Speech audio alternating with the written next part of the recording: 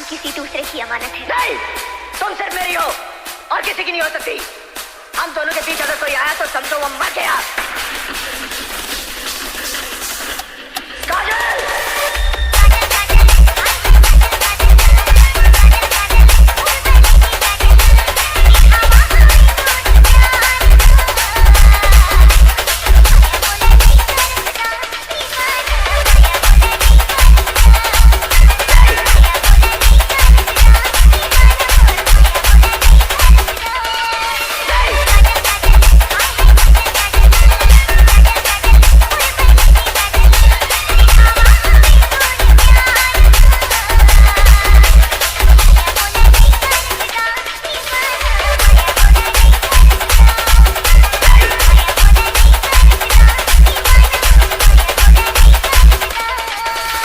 अजीब।